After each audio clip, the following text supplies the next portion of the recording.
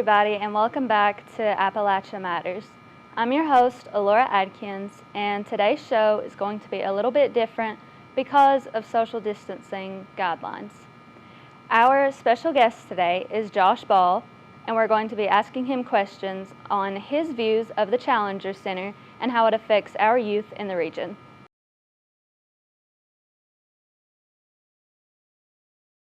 Laura, great to be here, first of all, and it's really kind of how life happens sometimes. So, more than a decade ago, in the building next door, I was working here as part of a project, and Tom Cravens, who's the director here at the Challenger Center, was my mentor. And I've moved on to do a few things. I'm now the Chief Operating Officer at SOAR, which is shaping our Appalachian region. And Tom picked up the phone one day and said, we'd love to have you join our board of directors, and I jumped at the opportunity because I truly believe in the work that the Challenger Center is doing, not just in Hazard, but all across Appalachia, Kentucky.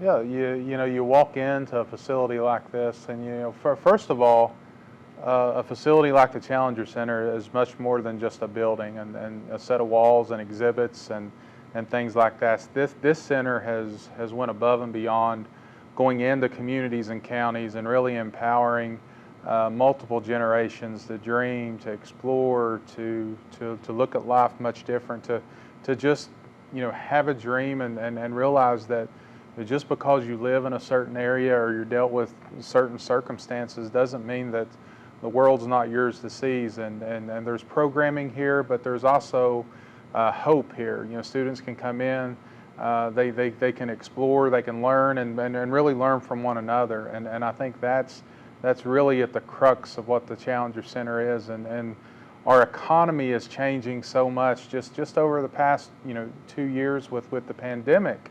The world of work is different.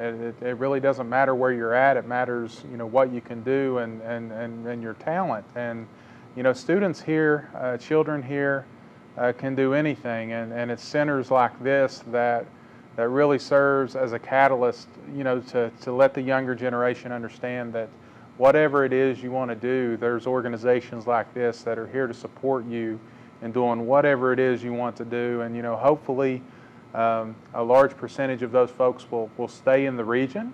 Some will leave, that's obvious, but we want those that have been inspired by this center to hopefully stay in the region and work as change agents to affect generations beyond.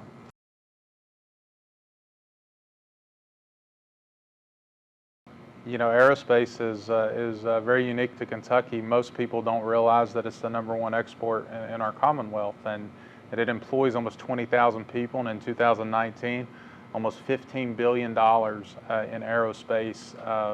Material services was exported out of Kentucky, and while this is the Challenger Learning Center, I look at this center as an economic development tool, because this is inspiring the next generation of engineers and so forth. And as our state and our region continues to grow and diversify its economy, aerospace makes a lot of sense, and facilities like this that are exposing the younger generation to opportunities in science, engineering, math, art, all of that is so important, because it really is not the future of work. It's the majority of work right now, and in order for us to prepare for the jobs of tomorrow, we have to inspire the generation today to go after those jobs and be those entrepreneurs, and really allow us to leverage your talents to attract new and emerging business and industry, not just to Eastern Kentucky, but really all across the Commonwealth.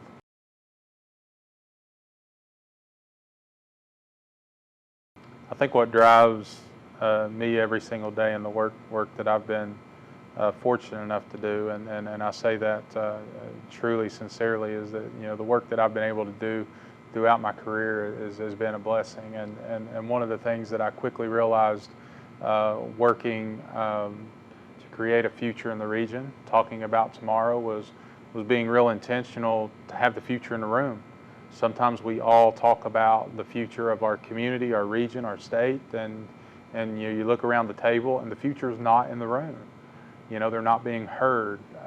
You know, they're not being asked to provide input. And so the work that I try to do each and every day with SOAR and my work here at the Challenger Center and other boards that I'm on is being real intentional to make sure that while we're all working in various organizations with the best of intentions, that we're always being intentional to always have the future in the room and asking for your input, because that matters, because you will be in this situation, you know, in a few years, and another generation will be coming up, and we all want in life is to leave a legacy and make sure that we've made our region a little bit better than when we started. And I think at the end of the day, that's what this work is all about. It's much more than the Challenger Center. It's much more than a building. It's about truly transforming our region and providing the opportunity for anyone to shoot for the stars. That's all the time that we have today. Thank you for joining our show, Appalachia Matters. Be sure to subscribe so that you'll get notified the next time that we upload a new show.